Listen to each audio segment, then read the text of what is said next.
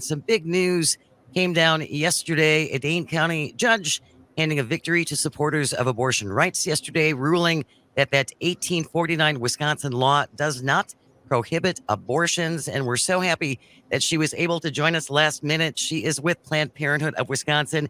Michelle Velasquez is our guest. Thank you so much, Michelle. I'm sure you guys have been very busy since this was announced yesterday. So thank you for joining us.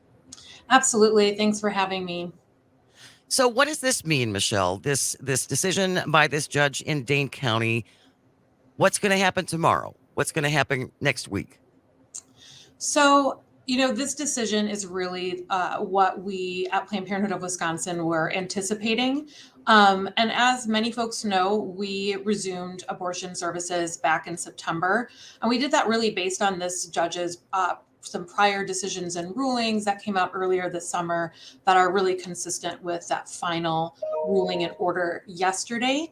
But just because Planned Parenthood of Wisconsin resumed doesn't mean that this decision doesn't have major impacts around the state. It absolutely does. What this decision does is, hopefully provide providers and healthcare systems around the state with the reassurance that they can now treat their patients with the full scope of reproductive and sexual health care without fear of prosecution.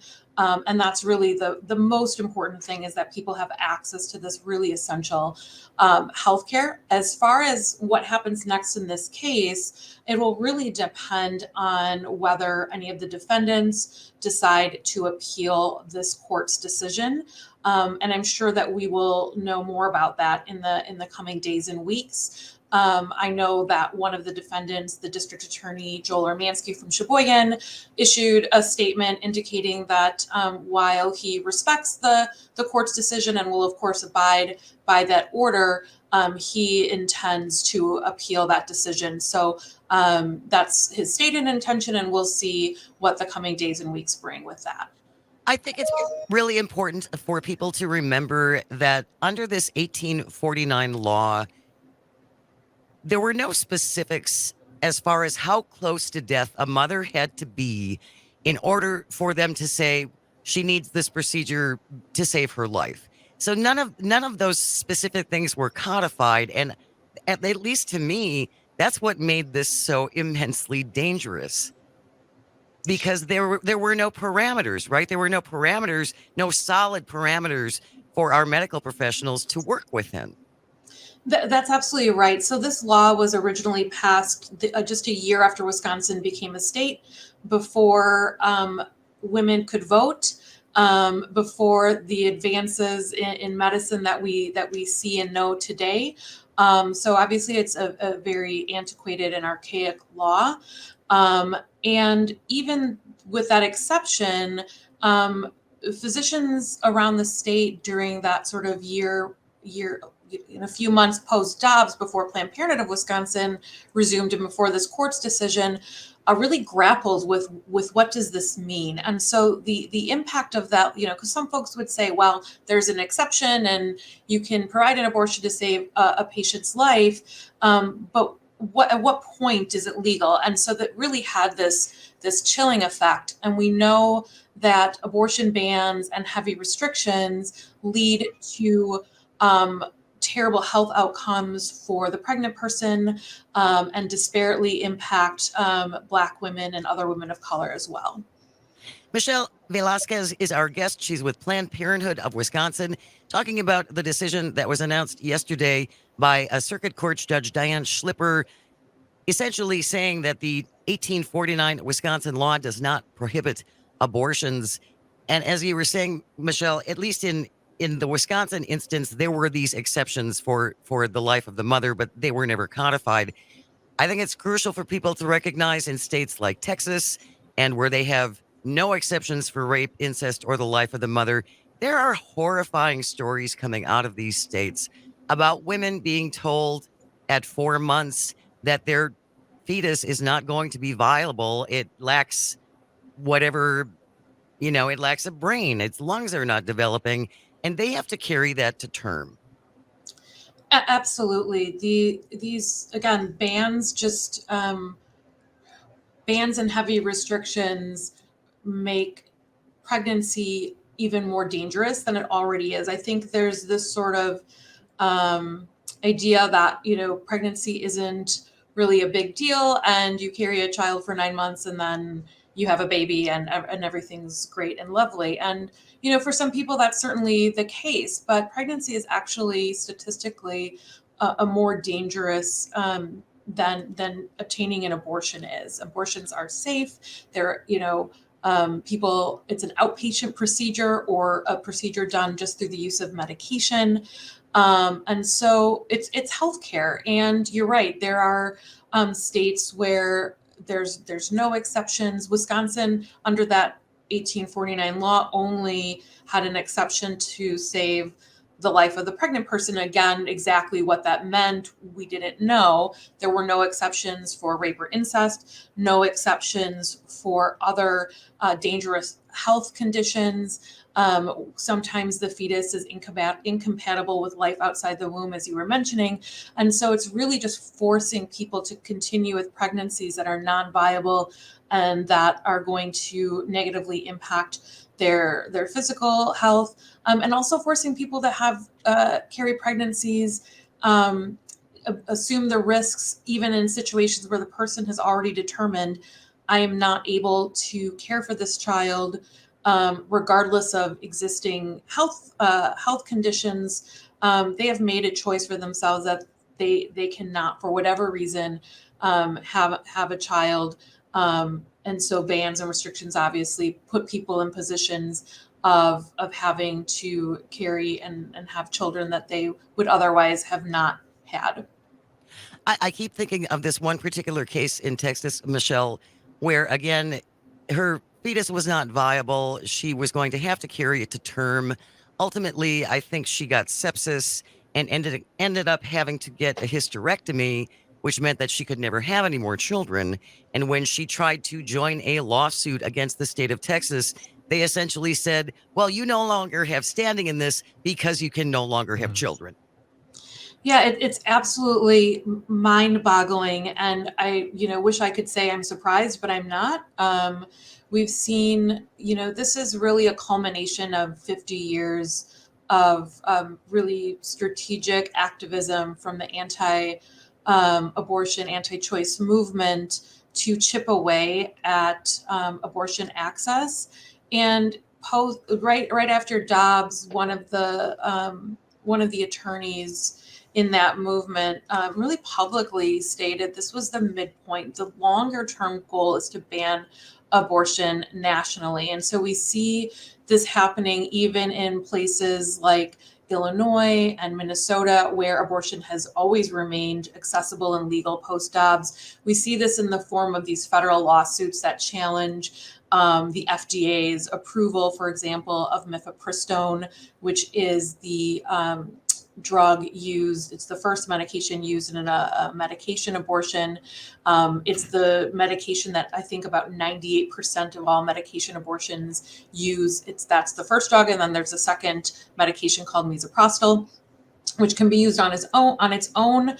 Mifepristone is the preferred regimen, and we see these lawsuits at a federal level really challenging, again, that medication, which could undo and create sort of a more tangled web of accessibility in states that have chosen to remain safe, accessible states. Well, and I find it so interesting too. And I mean, originally the whole argument was states' rights. It has to go back to the states. Every individual state should decide its states' rights. Until now, we have some presidential candidates who are going, "Oh no, we want to do this nationwide." So that whole premise that this was a states' right issue just got tossed out the window.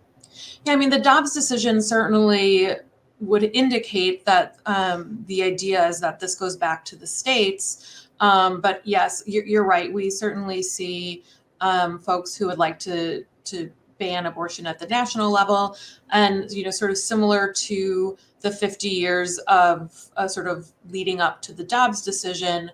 There will be continued challenges to existing laws or protections, such as the mifepristone, for example, just sort of a gradual attempt to chip away at the accessibility that there is, which is why I always tell people restoring access, protecting access, and expanding access is a marathon. There has to be a really long-term strategy. This isn't going to happen overnight. And we have to remain sort of poised to continue in this fight for the long term. Certainly here in Wisconsin, I'm sure other states obviously as well.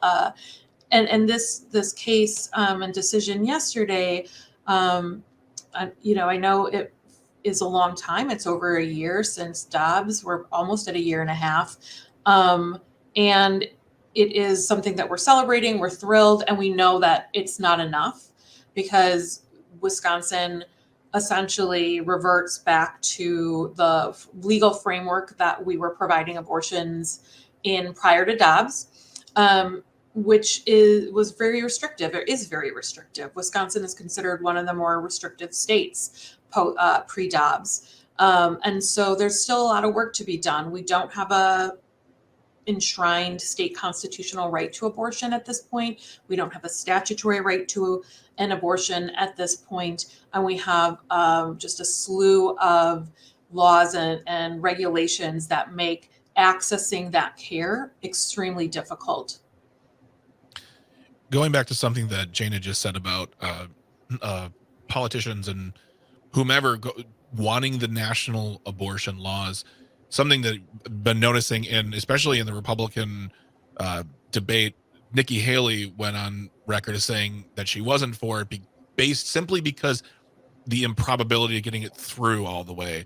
And I feel like that, like I see a lot of politicians not really saying there's someone who danced the line really well, because we're seeing individual states like Kansas pushing back, saying, no, we don't want what you're trying to push. And it just seems to me that the pushing of a national abortion ban is just, it's going to be so much harder than I don't know how to frame the exact question, but like these politicians, it just seems like they really just want it, but they're lying about it on the podium. Essentially, They would never lie. I know they're so nice. They would never lie. Yeah. Michelle Velasquez is our guest from Planned Parenthood of Wisconsin, talking about the decision yesterday by a circuit judge in Dane County that the 1849 law does not affect abortion. Michelle, do you have the time to stick with us through the break? Sure. Wonderful. I got a couple more questions, and I want to go back to, especially you're talking about, there are still lots of hoops for women in Wisconsin that they have to jump through in order to get this health care. So we'll talk about that a little bit more specifically when we come back. Stay with us. You're listening to As Goes Wisconsin on the Civic Media Radio Network. Good morning. Welcome to As Goes Wisconsin. Jane Matnair in for Kristen Bry. Calvin's on the board. Greg Bach with me in studio, and joining us on the stream from Planned Parenthood of Wisconsin, Michelle Velasquez is our guest, and we're talking about yesterday's decision by Dane County Circuit Judge Diane Schlipper that the 1849 Wisconsin law does not prohibit abortions. And we were talking just before the break, Michelle, that there are still many, many steps that women have to go through in Wisconsin before they are able to get an abortion, correct? Absolutely. And there's still a waiting period, right? Yeah. So, for example, there's a 24-hour waiting period. So what that means is someone comes in for an appointment, it has to be in person. So they couldn't do a first appointment by telemedicine. They have to go in, see the physician. And the reason they have to be in person is because the law requires a physical exam. It requires an ultrasound, even if the ultrasound isn't medically necessary. There is state counseling that's mandated, and that is a script from the state that is physicians are required to go over with the patient, and then the patient will need to come back at least 24 hours later for their appointment. And so, realistically, the appointment isn't going to be exactly 24 hours later. It may be later that week. It might have to be the following week, depending on schedules. If the patient is obtaining an abortion through the medication, they have to see the same physician that they saw for that first appointment. which makes it really difficult to provide medication abortion services, particularly in more rural areas where there are just frankly, there's fewer people, so there's fewer physicians available, and there's even fewer for women's health. Those are just a few examples. Another major barrier is the cost of an abortion.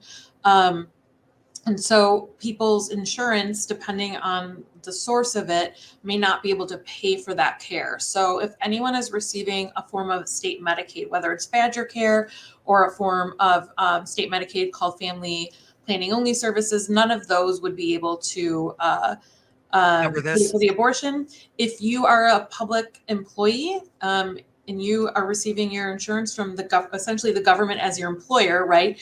That insurance could not pay for an abortion. If you buy your insurance on the Affordable Care Act marketplace, that cannot pay for your abortion. So there are these financial barriers, which are really significant. And, sort of statistically, I think we're around 63% of people in this country couldn't cover an unexpected cost of about $500 or more. Right.